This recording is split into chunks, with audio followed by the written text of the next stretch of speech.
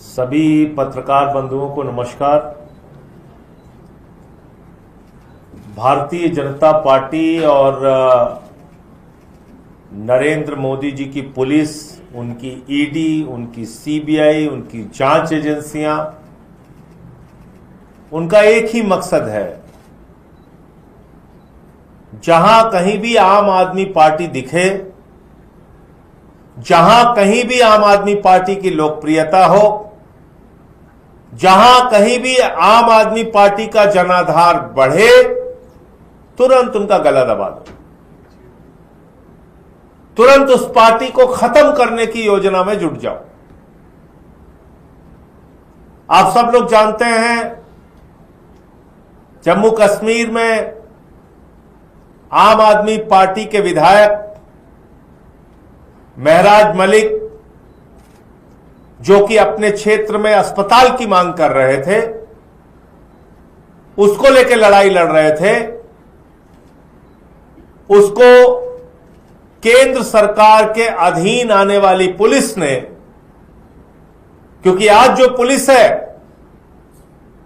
वो जम्मू कश्मीर के राज्य सरकार के पास नहीं है। आज जो जम्मू कश्मीर की पुलिस है वो नरेंद्र मोदी और भारतीय जनता पार्टी के इशारे पर काम करती है। बीजेपी वाले जो चाहते हैं पुलिस वो करती है, बीजेपी वाले जो निर्देश देते हैं पुलिस वो करती है।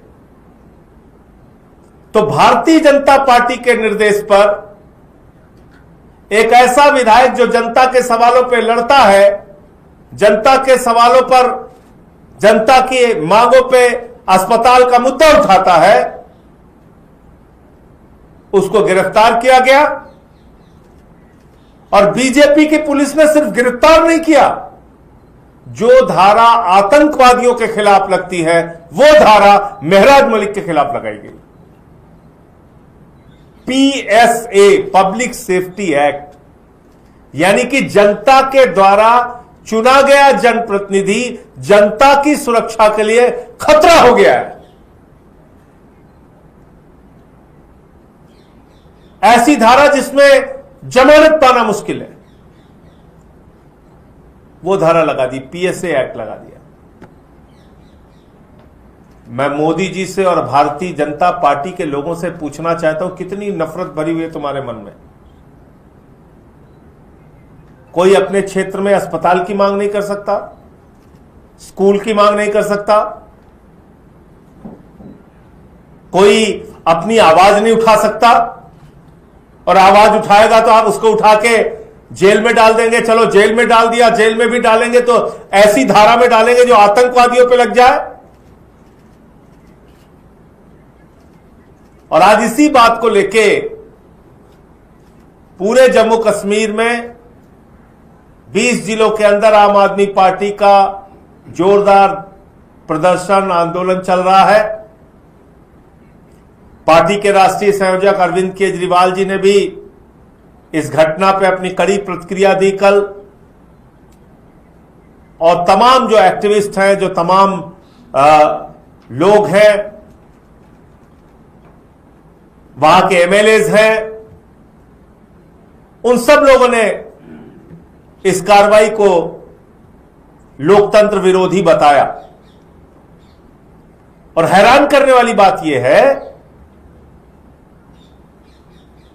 कि जो चुनी हुई असेंबली है, हंसी आएगी आपको,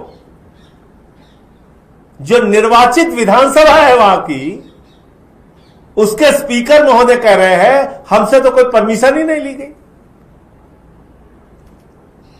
तो भैया जम्मू कश्मीर में कोई सरकार है भी कि नहीं है? कोई विधानसभा है भी कि नहीं है? एक विधायक को गिरफ्तार करने के पहले आप स्पीकर की परमिशन लेते हैं, पीएसए का एक्ट आपने लगा दिया। हिंदुस्तान के इतिहास में, जम्मू कश्मीर के इतिहास में पब्लिक सेफ्टी एक्ट, पीएसए का कानून किसी भी विधायक के खिलाफ आज तक इस्तेमाल नहीं किया गया। किसी भी चुने हुए जनप्रतिनिधि के खिलाफ आज तक पीएसए का इस्तेमाल नहीं किया गया। मेहराज मलिक उन आज तक जितने भी लोग जम्मू कश्मीर में चुने गए उन सबसे ज्यादा खतरनाक बन गया। बीजेपी के लोगों, मोदी जी इतना डर हो गया उसकी लोकप्रियता से। आप मुझे बताइए, आपने उसके ऊपर पीएसए लगवा दिया, वो आतंकवादी है। तो इसलिए आम आदमी पार्टी ने आज पूरे कश्मीर के अंदर, जम्मू कश्मीर के अंदर आंदोलन किया है। आगे भी इसकी लड़ाई हम लोग सड़क से लेकर सदन तक और सदन से लेकर जरूरत पड़ी तो सुप्रीम कोर्ट तक इस लड़ाई को लड़ने का काम करेंगे। ये कार्रवाई लोकतंत्र विरोधी है। भारतीय जनता पार्टी की पुलिस, मोदी जी की पुलिस की एक घटिया साजिश का हिस्सा है और ये बीजेपी की घटिया राजनीति का उदाहरण है। आम आदमी पार्टी को जितना खत्म करने का प्रयास करोगे, आम आदमी पार्टी कश्मीर से लेकर कन्याकुमारी तक और मजबूती के साथ और तेजी के साथ बढ़ेगी। उसको आप रोक नहीं सकते। मुझे इतनी बात कहनी थी। आपका कोई प्रश्न हो तो आप पूछ सकते हैं। तो क्या सुप्रीम कोर्ट जाएंगे इसके खिलाफ? कह रहे हैं अब वो हमारे जो वकील साहिबान हैं, पार्टी के जो राष्ट्रीय संयोजक हैं अरविंद केजरीवाल जी, हम सब लोग बैठ के इस पे बातचीत करके तय करेंगे कि आगे इस पे क्या कानूनी कार्रवाई हम लोग अपनी तरफ से कर सकते हैं। क्या नोटिफिकेशन जाएगा कश्मीर आम आदमी पार्टी की तरफ से? उसके बारे में भी अभी अरविंद जी से मैं मिलने जा रहा हूं और तब निर्णय लेके आपको बताऊंगा। प्रधानमंत्री पंजाब के दौरे पर हैं।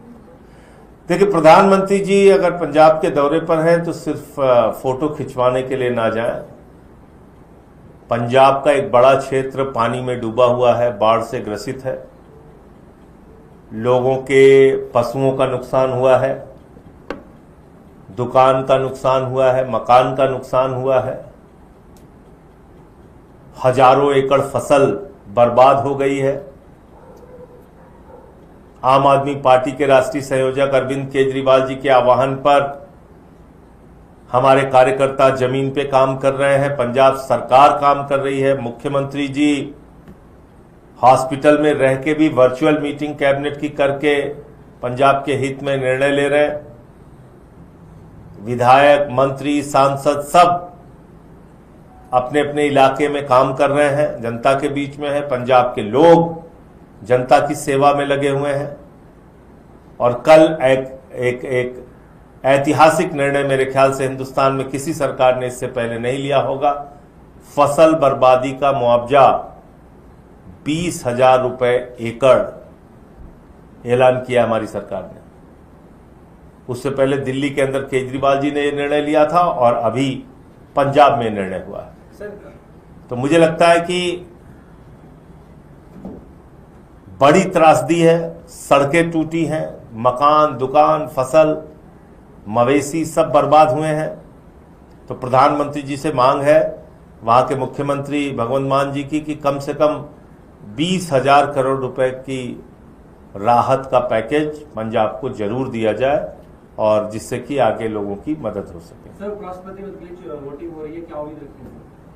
अब देखिए, वो तो शाम को पता चल जाएगा। अभी हम लोग वोट डाल के आए हैं। आम आदमी पार्टी ने पहले ही निर्णय लिया था, हमारे राष्ट्रीय संयोजक जी ने, कि हम विपक्ष के उम्मीदवार सुदर्शन रेड्डी जी का समर्थन करेंगे और हमने अपना वोट विपक्षी उम्मीदवार को दिया। पंजाब बाढ़ को लेकर आम आदमी पार्टी ये कहती रहेगी जो राज्य का बकाया 60,000 करोड़ उसको रिलीज करें। ये 20,000 जीएसटी, हाँ ठीक आप कह रहे हैं, जीएसटी और रूरल डेवलपमेंट फंड, ये दोनों धनराशि मिला के 60,000 करोड़ रुपए है, वो अलग है। जो बाढ़ के लिए हम मांग रहे हैं, बाढ़ में राहत के लिए जो हम मांग रहे हैं, वो 20,000 करोड़ रुपए की राशि है जिसकी मांग हम लोग केंद्र सरकार से कर रहे हैं। तो ये दो हिस्से में है ये बातचीत, तो इसलिए उसमें कंफ्यूजन नहीं होना चाहिए।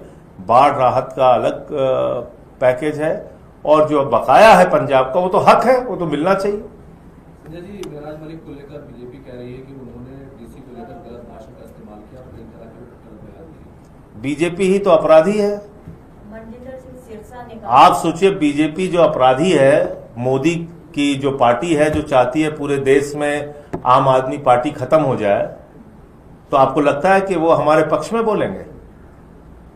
भाजपाइयों का तो मकसद जीवन का एक ही है, पूरे देश में आम आदमी पार्टी को बर्बाद करो। उसी काम में लगे हुए हैं, तो करो, हम भी लड़ रहे हैं आपसे।